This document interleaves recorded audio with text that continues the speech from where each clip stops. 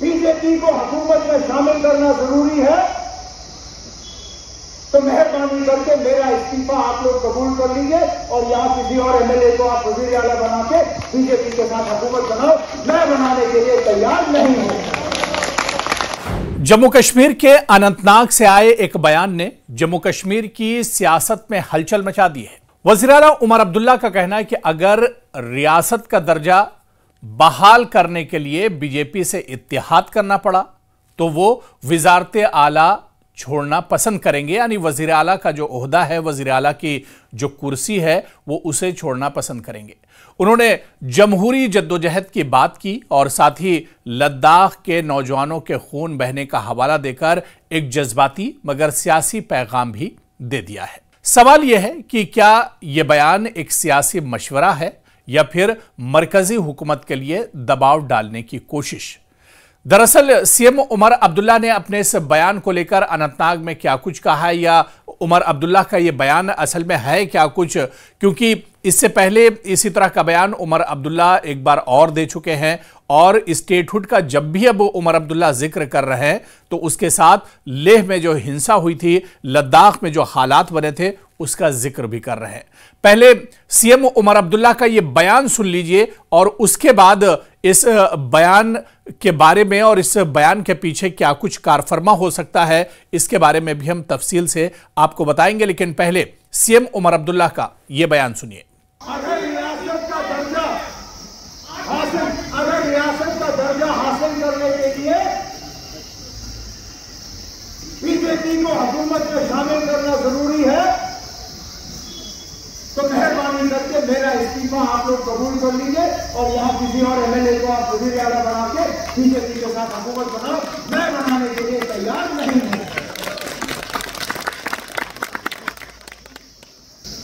मुझे जम्मू कश्मीर को दोबारा रियासत देखने के लिए इंतजार करना पड़े, मैं करूंगा।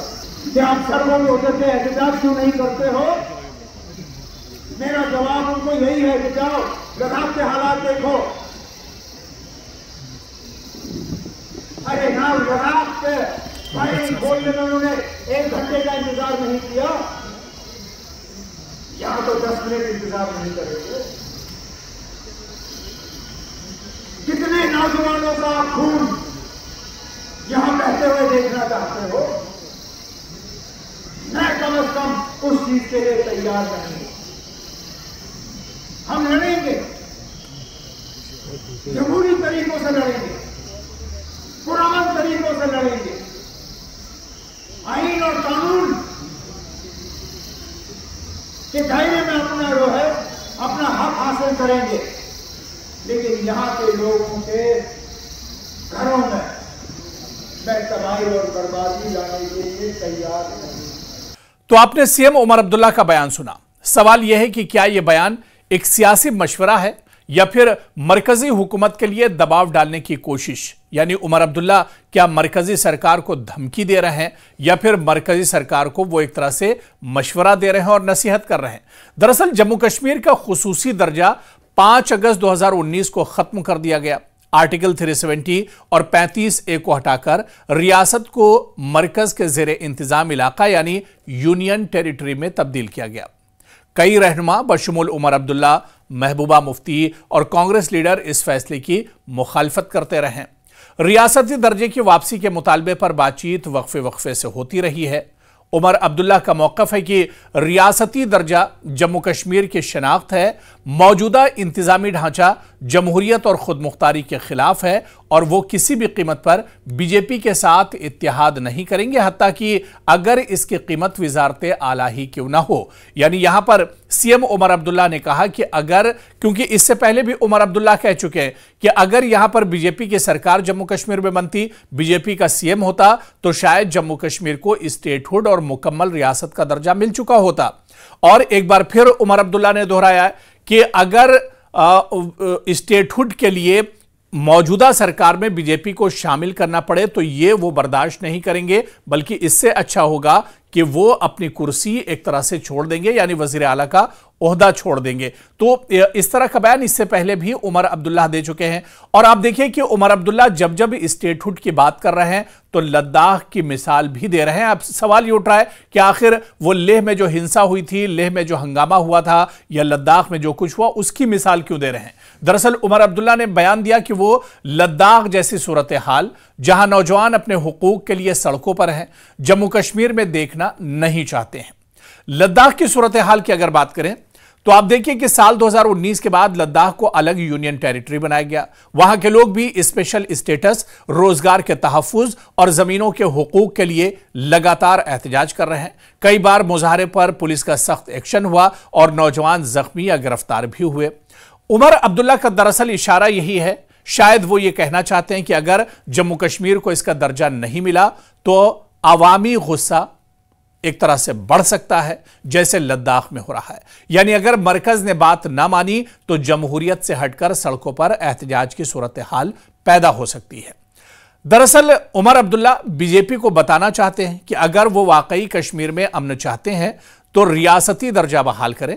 उनका बयान जमहूरी उसूलों पर मबनी जद्दोजहद की अपील भी है। लेकिन दूसरी तरफ आप देखिए कि अब इस बयान को लेकर दरअसल इस पर जो रिएक्शन है वो भी एक तरह से आ गए हैं। कुछ माहिरीन का मानना है कि यह बयान इंतखाबी सियासत का हिस्सा भी हो सकता है, जहां उमर अब्दुल्ला खुद को बीजेपी मुखालिफ और रियासती हामी रहनुमा के तौर पर पेश कर रहे हैं। और वहीं पर आप देखिए कि साबिक वजीर अब्दुल गनी वकील ने उमर अब्दुल्ला के बयान को इश्तियाल अंगेज और गैर जिम्मेदाराना बताया है। उनका मौकफ है कि ऐसी बातों से रियासती दर्जे की बहाली मजीद ताखीर का शिकार हो सकती है। क्या कुछ अब्दुल गनी वकील ने कहा है उमर अब्दुल्ला के बयान को लेकर, उनका यह बयान भी आप सुन लीजिए। और एक तरीके से उन्होंने इश्तिहाल अंगेज बयान दिया है और इस इशू को लद्दाख के साथ मिलाकर इश्तिहाल अंगेज बयान दिया है और एक तरीके से मरकजी सरकार को थ्रेटन किया है, एजिटेशन को। मैं उमर अब्दुल्ला से ये कहना चाहता हूँ कि उमर अब्दुल्ला साहब, इश्तिहाल अंगेज बयानात से जो हमारा रेस्टोरेशन ऑफ स्टेटहुड है वो डिले हो सकता है। इस इशू पर बात करते हैं, ये रेस्टोरेशन को डिले की तरफ ले रहा है और जो बहुत बड़ी बदकिस्मती है। अगर आप सीरियस है रेस्टोरेशन ऑफ स्टेटहुड के लिए तो आपको ऑल पार्टीज मीट बुलाना चाहिए, पॉलिटिकल लीडर्स बुलाने चाहिए, उनसे डिस्कस करना चाहिए और एक डेलीगेशन प्राइम मिनिस्टर से मिलना चाहिए, होम मिनिस्टर ऑफ इंडिया से मिलना चाहिए।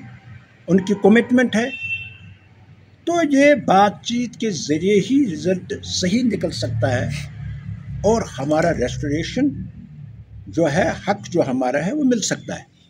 लेकिन जब हम इश्तिहाल अंगेज बयानात जो आप इशू कर रहे हैं, इससे तो डिले हो सकता है। तो देखिए कि उमर अब्दुल्ला का यह बयानिया दरअसल अवामी सतह पर मकबूलियत हासिल कर सकता है, खासतौर पर उन लोगों में जो बीजेपी के सख्त मुखालिफ हैं। अगर मरकज इस बयान को संजीदा ले तो शायद कोई मुज़ाकराती दरवाज़ा खुले। अगर मरकज इसे धमकी समझे तो वह मजीद सख्त रवैया अपना सकता है। अगर रियासती दर्जा न मिला तो क्या वाकई जम्मू कश्मीर में लद्दाख जैसी तहरीकें जन्म लेंगी? क्या अपोजिशन मुत्तहिद होकर रियासती दर्जे की मुहिम चला सकती है? क्या मरकज अवामी दबाव के सामने झुकेगा? ये कई ऐसे अहम सवाल हैं जो एक तरह से लद्दाख की सूरत हाल को लेकर, जिस तरह से उमर अब्दुल्ला का बयान आया है, उसको लेकर देखे जा रहे हैं। दरअसल उमर अब्दुल्ला का बयान बज़ाहिर एक सियासी मौक़िफ़ है, मगर इसमें जज्बात, तजुर्बा और दबाव तीनों शामिल हैं।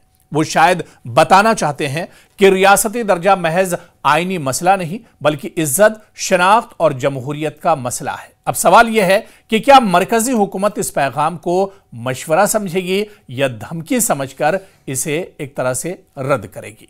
लेकिन जो भी हो, एक बात तो तय है कि रियासती दर्जे की बहस अब फिर से सियासी मंजरनामे पर जोरों शोर से वापस आ चुकी है।